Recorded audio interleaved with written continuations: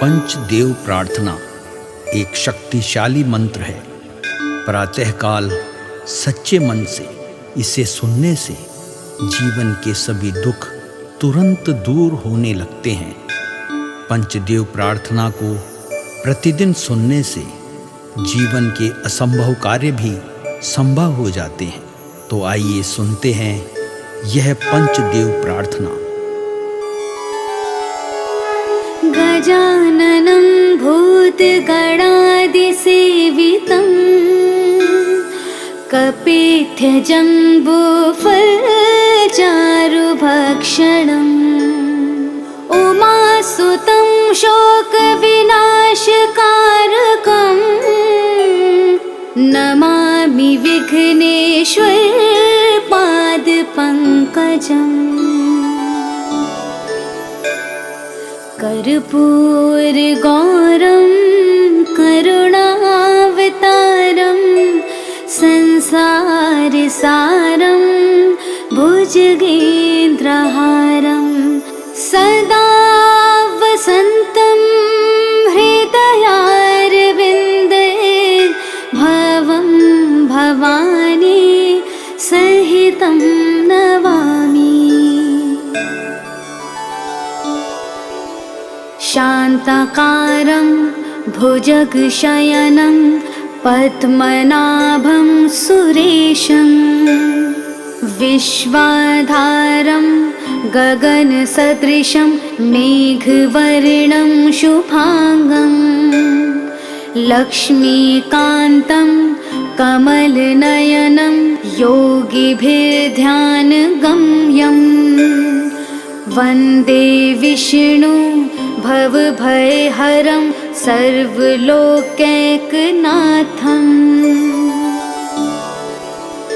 नीलाम्बुजश्यामलकोमलाङ्गं सीतासमारोपितवामभागं पाणो महासायकचारुचापं नमामि रामं रघुवंशनाथम्। मनोजवं मारुततुल्यवेगं जितेन्द्रियं बुद्धिमतां वरिष्ठं वातात्मजं वानुरयूथमुख्यं श्रीरामदूतं शरणं प्रपद्ये। करारविन्देन पादारविन्दं मुखारविन्दे विनिवेशयन्तं वटस्य पत्रस्य पुटेश्यानं बालं मुकुन्दं मनसा स्मरामि। या देवी सर्वभूतेषु शक्तिरूपेण संस्थिता नमस्तस्यै नमस्तस्यै नमस्तस्यै नमो नमः। नीलाञ्जनासमाभासं रविपुत्रं यमाग्रजं छायामार्तण्डसम्भुतं तं नमामि शनैश्चरम्। गजाननं भूतगणादिसेवितं कपित्थजम्बूफलचारुभक्षणम् उमासुतं शोकविनाशकारकम् नमामि विघ्नेश्वर पादपङ्कजम्। कर्पूरगौरं करुणावतारं संसारसारं भुजगेन्द्रहारं सदा वसन्तं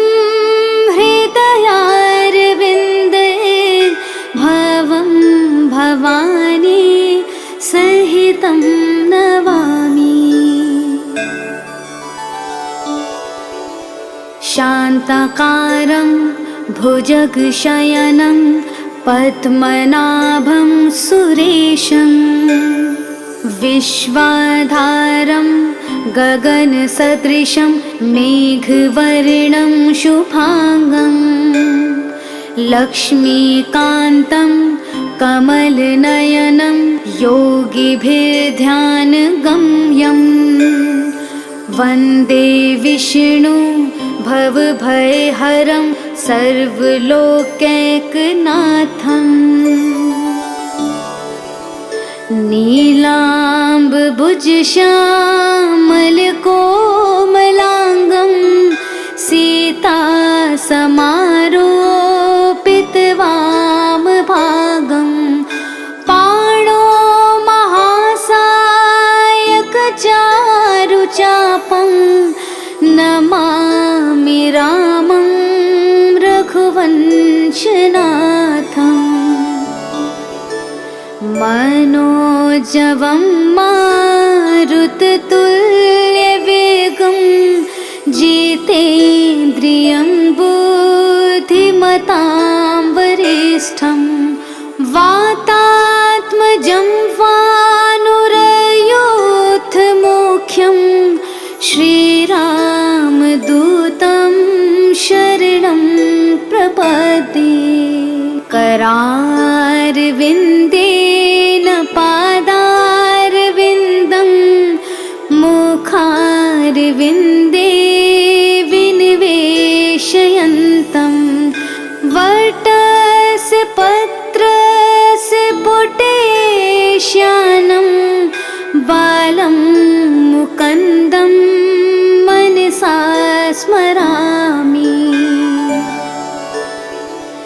या देवी सर्वभूतेषु शक्तिरूपेण संस्थिता नमस्तस्यै नमस्तस्यै नमस्तस्यै नमो नमः।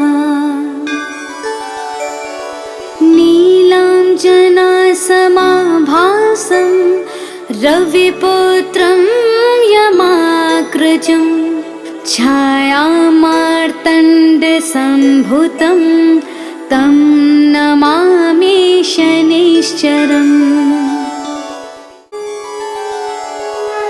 गजाननं भूतगणादिसेवितं कपिध्वजम्बूफलचारुभक्षणम् उमासुतं शोकविनाशकारकं नमामि विघ्नेश्वरपादपङ्कजम् कर्पूरगौरं करुणावतारं संसारसारं भुजगेन्द्रहारं सदा वसन्तं हृदयारविन्दे भवं भवानी सहितं नमामि। शान्ताकारं भुजगशयनं पद्मनाभं सुरेशं विश्वाधारं गगनसदृशं मेघवर्णं शुभांगं लक्ष्मीकान्तं कमलनयनं योगिभिर्ध्यानगम्यं वन्दे विष्णु भवभयहरं सर्वलोकैकनाथम्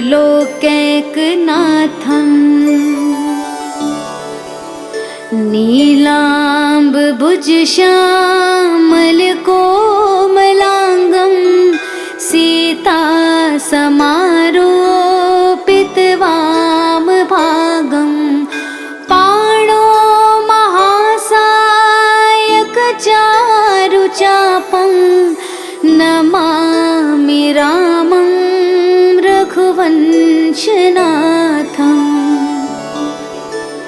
मनोजवं मारुततुल्यवेगं जितेन्द्रियं वरिष्ठं वातात्मजं वानुरयोऽथमुख्यं श्रीरामदूतं शरणं प्रपद्ये। करारविन्देन पादारविन्दं मुखारविन्दे विनिवेशयन्तं वटस्य पत्रस्य पुटेश्यानं बालं मुकुन्दं मनसा स्मरामि। या देवी सर्वभूतेषु शक्तिरूपेण संस्थिता नमस्तस्यै नमस्तस्यै नमस्तस्यै नमो नमः। नीलाञ्जनासमाभासं रविपुत्रं यमाग्रजं छायामार्तण्डसम्भूतं तं नमामि शनैश्चरम्। गजाननं भूतगणादिसेवितं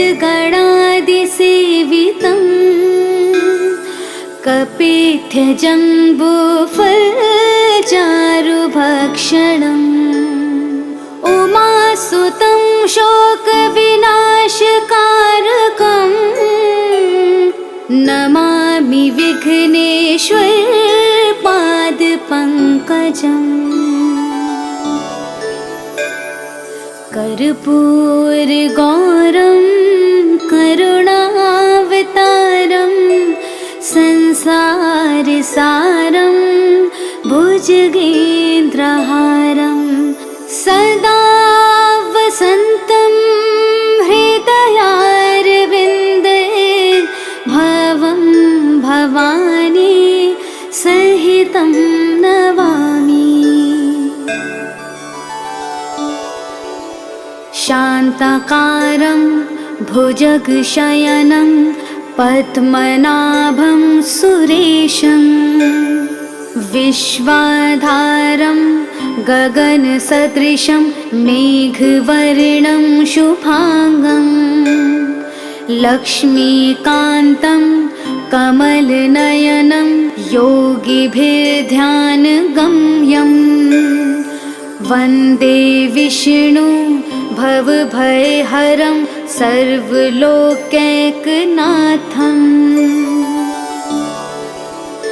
नीलाम्बुजश्यामलकोमलाङ्गं सीतासमारोपितवामभागं पाणो महासायकचारुचापं नमामि रामं रघुवंशनाथम्। मनोजवं मारुततुल्यवेगं जितेन्द्रियं बुद्धिमतां वरिष्ठं वातात्मजं वानुरयोऽथमुख्यं श्रीरामदूतं शरणं प्रपद्ये। करारविन्देन पादारविन्दं मुखारविन्दे विनिवेशयन्तं वटस्य पत्रस्य पुटेश्यानं बालं मुकुन्दं मनसा स्मरामि। या देवी सर्वभूतेषु शक्तिरूपेण संस्थिता नमस्तस्यै नमस्तस्यै नमस्तस्यै नमो नमः।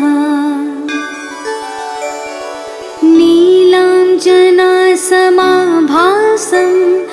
रविपुत्रं यमाग्रजं छायामा मार्तण्डसम्भुतं तं नमामि शनिश्चरम्। गजाननं भूतगणादिसेवितं कपित्थजम्बूफलचारुभक्षणम्।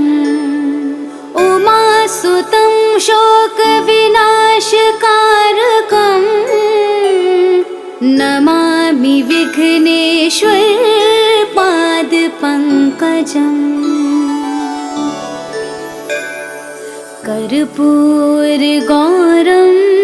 करुणावतारं संसारसारं भुजगेन्द्रहारं सदा वसन्तं हृदयारविन्दे भवं भवानी सहितं नमामि। शान्ताकारं भुजगशयनं पद्मनाभं सुरेशं विश्वाधारं गगनसदृशं मेघवर्णं शुभांगं लक्ष्मीकान्तं कमलनयनं योगिभिर्ध्यानगम्यं वन्दे विष्णु भवभयहरं सर्वलोकैकनाथम्।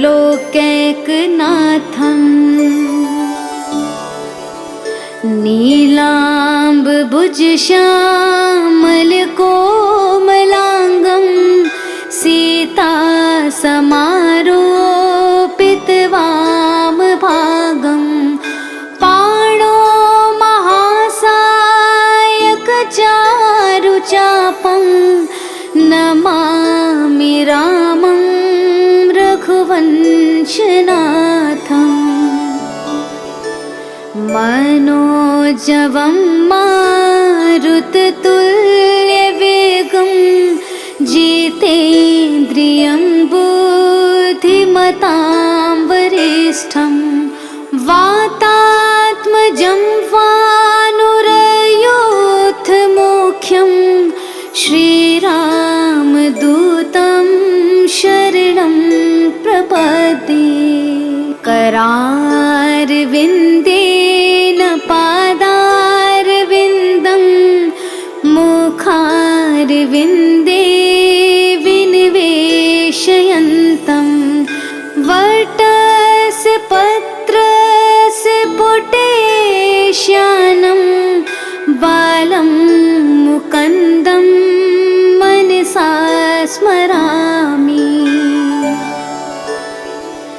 या देवी सर्वभूतेषु शक्तिरूपेण संस्थिता नमस्तस्यै नमस्तस्यै नमस्तस्यै नमो नमः। नीलाञ्जनासमाभासं रविपुत्रं यमाग्रजं छायामार्तण्डसम्भुतं तं नमामि शनिश्चरम्। गजाननं भूतगणादिसेवितं कपित्थजम्बूफलचारुभक्षणम् उमासुतं शोकविनाशकारकं नमामि विघ्नेश्वरपादपङ्कजम्। कर्पूरगौरं करुणावतारं संसारसारं भुजगेन्द्रहारं सदा वसन्तं हृदयारविन्दे भवं भवानी सहितं नमामि। शान्ताकारं भुजगशयनं पद्मनाभं सुरेशं विश्वाधारं गगनसदृशं मेघवर्णं शुभांगं लक्ष्मीकान्तं कमलनयनं योगिभिर्ध्यानगम्यं वन्दे विष्णु भवभयहरं सर्वलोकैकनाथम्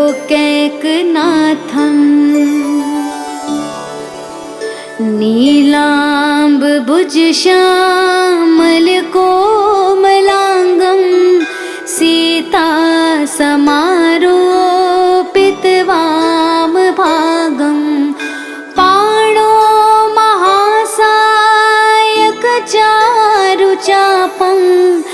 नमामि रामं रघुवंशनाथम् मनोजवं मारुततुल्यवेगं जितेन्द्रियं बुद्धिमतां वरिष्ठं वातात्मजं वानुरयोधमुख्यं श्रीरामदूतं शरणं प्रपद्ये करारविन्देन पादारविन्दं मुखारविन्दे विनिवेशयन्तं वटस्य पत्रस्य पुटेश्यानं बालं मुकुन्दं मनसा स्मरामि। या देवी सर्वभूतेषु शक्तिरूपेण संस्थिता नमस्तस्यै नमस्तस्यै नमस्तस्यै नमो नमः। नीलाञ्जनासमाभासं रविपुत्रं यमाग्रजं छायामार्तण्डसम्भुतं तं नमामि शनैश्चरम्